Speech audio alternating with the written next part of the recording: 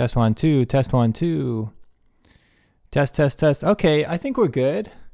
Thanks for bearing with me. I got my mic set up today, trying some new audio stuff. And yeah, it's a time of changes in my life. If you've seen my main channel today, you know I just made a big announcement. I'm traveling again.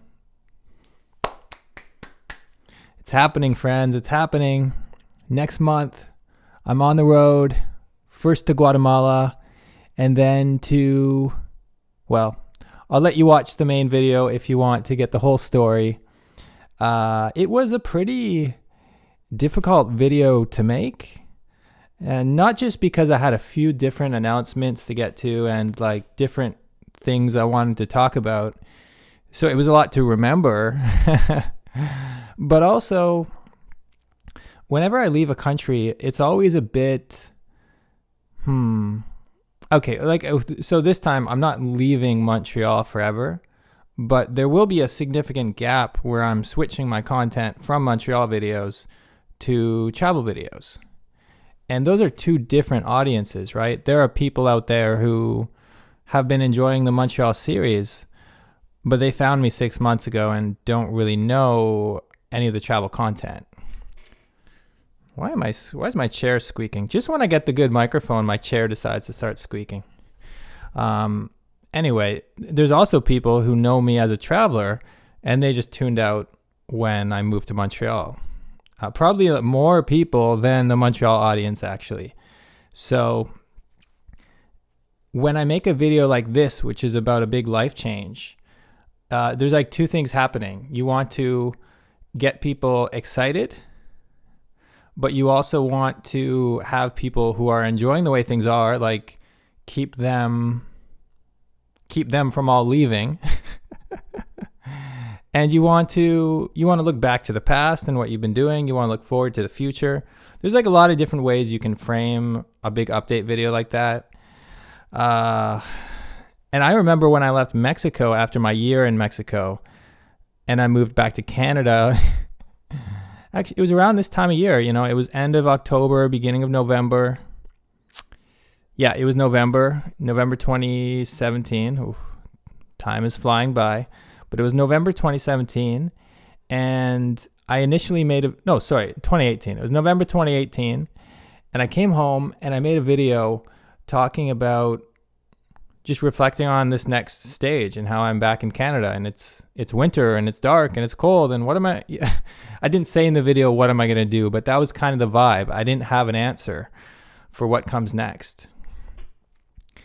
And as much as some YouTube viewers are just your friends and they'll follow you anywhere, other people, if they don't have a clear idea what they've signed up for and what's next for the channel, they're going to tune out. Like imagine if I were watching, I do video editing. So there's some YouTube channels that I watch just to get tips for video editing, just to learn some new techniques. And if one of them suddenly started saying, well, I've decided I'm no longer doing video editing techniques. I'm going to teach you how to play the violin. Please stick around for me on this new stage of my journey as I teach you to play the violin. I might be thinking, okay, man, like that's cool. You found something you like, but I'm going to go now because I don't need to learn how to play the violin. At that point, you don't care so much about the personality. It's about the information that you're getting through YouTube. And there's a lot of people who watch your channel simply for the information. So I could have made this update video just purely informational. I could have just said very matter of fact, I got a trip coming up to Guatemala. After that, I'm not going to go through the whole video, but I could have talked about the different announcements. I could have talked about the Patreon account and the whole financial side of it, which I also did a call to action in that video, just letting people know that I got big plans for this channel. And some of that requires more money than I have. Travel views are down, not just for me, but for almost every travel channel out there. with the exception of a couple like Bald and Bankrupt, like somehow he has been getting millions and millions of views as a travel channel through a pandemic, which is crazy when you think about it. I've been thinking about doing a video specifically about that case and like the exceptions, the travel channels who are killing it, even though travel is not the same. I think that'd be an interesting video. Let me know if you would like to hear some thoughts on that. But what was I talking about? I just got sidetracked. Oh yeah, like views have been down. Tourism boards don't have the normal budgets that they usually had back in 2019, stuff like that. So, just opening up a bit to the audience about, I'm taking a jump. For some people who have some extra income, it might be, if you're supporting what I'm doing, like this is a chance. Just opening the door to anyone who wants to step through. But it's hard, I actually had to film that whole video twice. And I tried filming the part about Patreon 3 times because I get awkward whenever I talk about money. It's not fun asking for support in that way. Doesn't come naturally to me. Maybe it doesn't come naturally to anyone, but some people definitely seem better at it.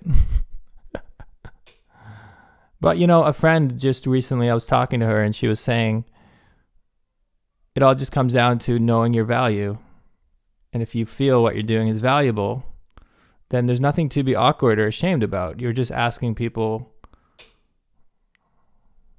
Yeah, it's like if you aren't, that's the thing. Like for a while, like when I started, I was one of those YouTube channels like, I'll never get Patreon, man. Like, I'm not a sellout. Like when you're new, it's like easy to look at channels asking for crowdfunding and be like, sellout. But then that's kind of coming from a place of insecurity, because if you just think of it as content, like Netflix has investors, movies have investors, like there's the whole entertainment industry, the whole, like whatever kind of video you're doing, there's probably people doing it at a higher scale because they got funding. And then you start asking yourself, like, if money were not an issue, if I had $10,000 an episode, what would the new travel look like? I just asked myself that question right now. I haven't actually thought that through, but it's interesting to wonder if money were not an issue, like what you would do. I'm not even talking about me anymore. I'm talking about anyone with a YouTube channel or anyone with a creative hobby. We're all like, it's easy to think, I would be doing this more if only I had the money. But sometimes before that stage, you need to ask yourself, what would you do with the money?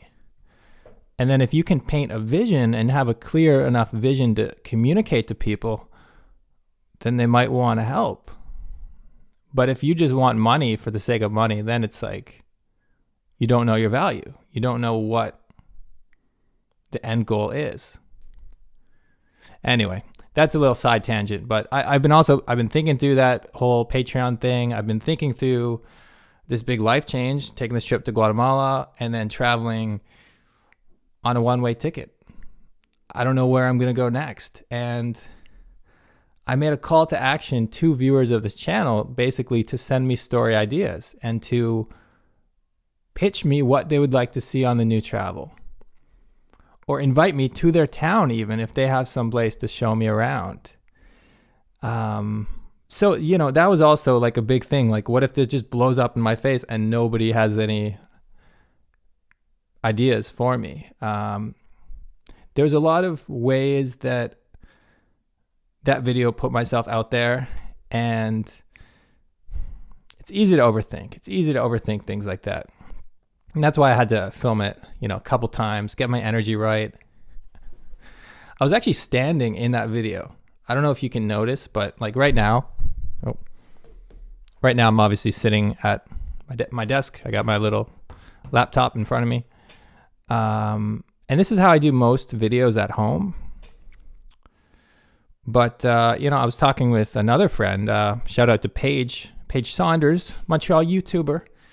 And I was telling him how, like sometimes I'm sitting and sometimes I'm doing these talking videos and my energy just feels off. I feel low energy, or I just find it difficult to come across the way I want to on camera. It's like a little insecurity that I have.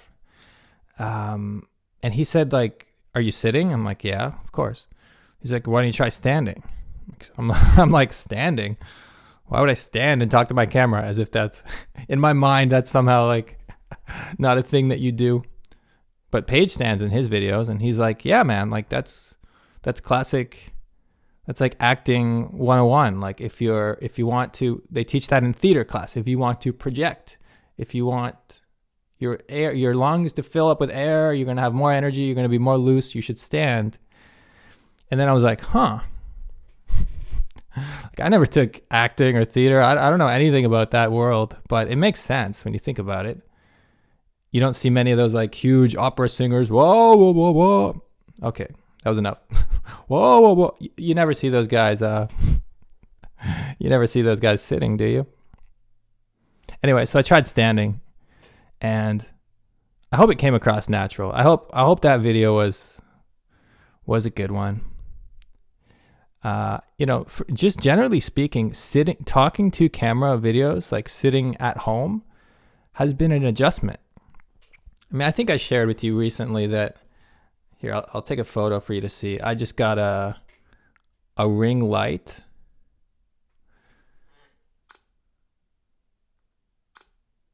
And of course, this whole setup here, this is new. Like I'm using GarageBand, which I'm not super familiar with, but this is like recording the audio to get slightly better audio than when I have it on top of my camera, which is now a bit too far away to get good audio. But yeah, I'm trying to get good audio these days. Whoop.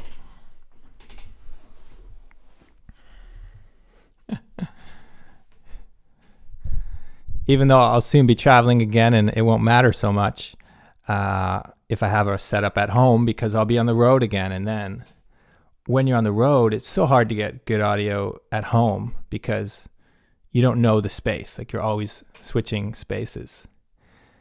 But when you have a studio at home, you can perfect everything. You can get better, and then eventually have a really cool setup. I'm not there yet, but I'm working towards it. And part of the reason I'm testing this mic today is that, I have a podcast coming up with a pretty exciting guest, someone I've been wanting to have on my podcast for a while. We've been talking about it for months. Schedules could not align, but I have a really exciting episode, hopefully coming very soon. I want to make sure like I have great audio for that episode, and like if you have a big project or a big moment, you don't want to be trying anything new. You want the audio to be seamless and like out of your mind. You want the camera to be out of your mind. You want the lights to be out of your mind. Because especially in a podcast, like you're talking to someone, you're having a conversation. You don't want the back of your mind to be like, is that light too bright? Is that mic set right? Am I recording? You know, if you're thinking about stuff like that, you've already lost the game, because a conversation is just about being engaged with the individual. I suppose I'm kind of recording a podcast now, come to think of it. This is just sort of a solo podcast update. But let me know if you dig the microphone. I know I'm less engaged with the camera because I'm next to a mic. I can't move around as much, but I think the extra audio quality is worth it. Did I have anything else to say? I guess the big announcement was just to say I'm traveling, and other than that, I mean, so for the content moving forward, I was talking about how, I could have just done an informal little announcement on the new travel, but I tried to do a more produced video, tell my story a little bit for people who don't know me as a traveler, introduce my philosophy on travel before getting into the big announcement. That was the thought behind that video. But this channel, obviously, this channel is the opposite of that. This channel is I just sat down here, I just figured this out, I pressed go, and here we go. I have no idea what the next words out of my mouth will be. Blah, blah, blah, blah, blah, blah. Okay. You see what I mean? I mean, and I have a love for both kinds of content. I love, okay, I was about to say highly produced. I don't love highly produced, but I love work that has been thought about a lot and it's very intentional. And I also love work that just captures real life. So when I'm traveling, on the New Travel, I want to have this one space, the New Travel YouTube channel, where I'm doing videos that have been planned. And maybe that planning will get more and more intense once I have more and more people involved and I'm going to different cities, like I'm really setting out with an intention. But that other style video, which is quite common in the travel space, videos like, first day in Guatemala, where you just arrived and you're just showing what the food is like and your impressions as you first arrive. That's still powerful. I know a lot of people like watching those. They're fun to consume. You don't know what's going to happen next. I'm probably going to keep those videos coming more on this channel. And maybe this channel will be like more behind the scenes, like videos like this talking about my other channel. I'm not sure if anyone really needs to hear more of Dan talking about Dan. Unless I do a third channel, which is Dan talking about Dan, talking about Dan. And then it just keeps going and going. Anyway, that's about it for today. Okay, there's one more point I wanted to make. And this is just a little thought for any other YouTubers out there or any content creators, because I know that there are some of you watching my channel. What I've noticed is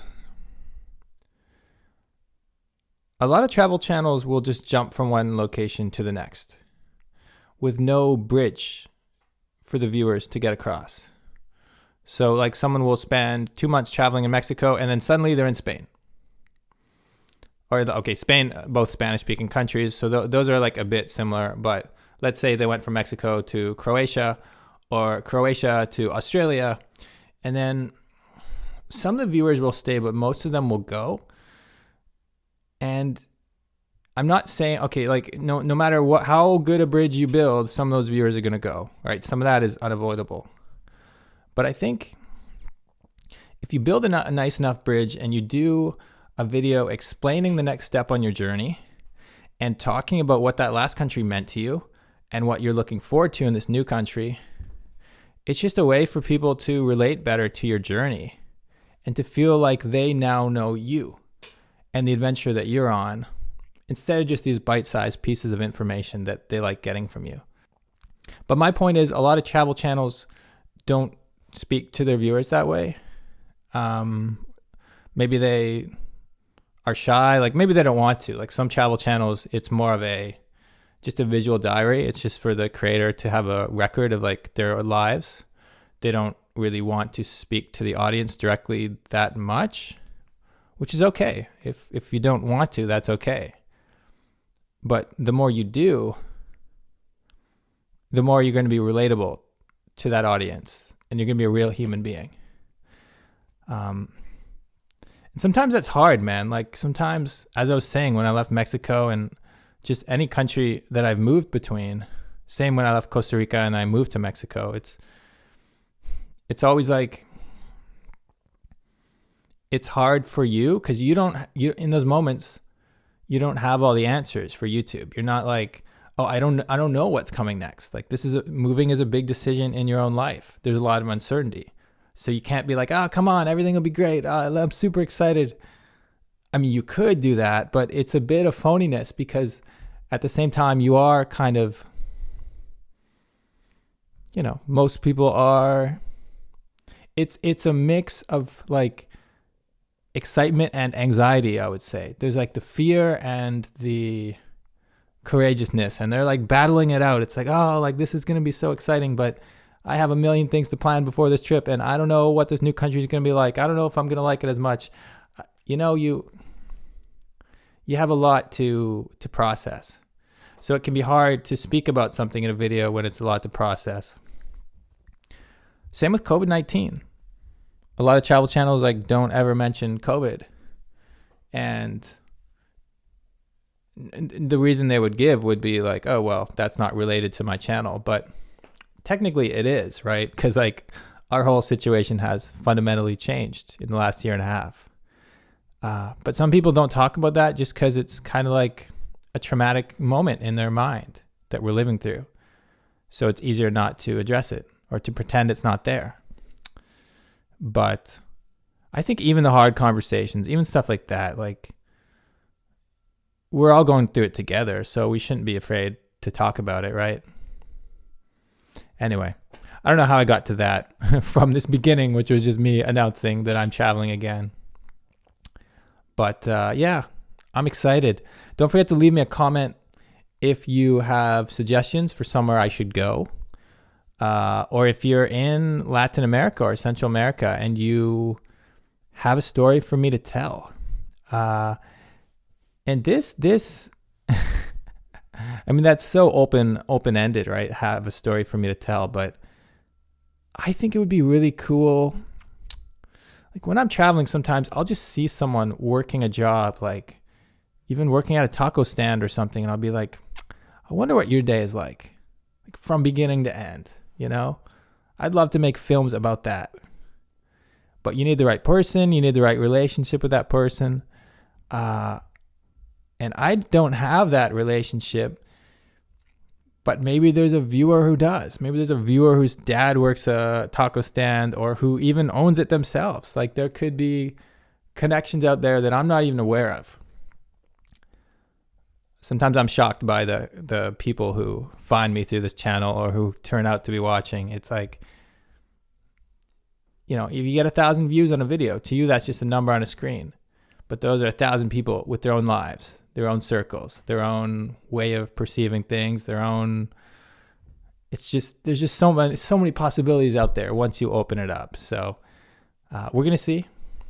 This is me opening myself up to the universe, and we'll see what happens on this trip. We'll see what happens with these ideas. We'll see what happens with this video. I mean, this is turning into like a bit of a all over the place video, but yeah, it's been fun. It's helped me get some thoughts off my mind, and it's given you some insight into what's happening in the world of Dan. I hope whatever's happening in your world, you are also doing well. Shout out to anyone who made it to the end. Turtle Gang, I see you. I see you with the turtles in the comment section. And yeah, hope you are nah. Endings are hard.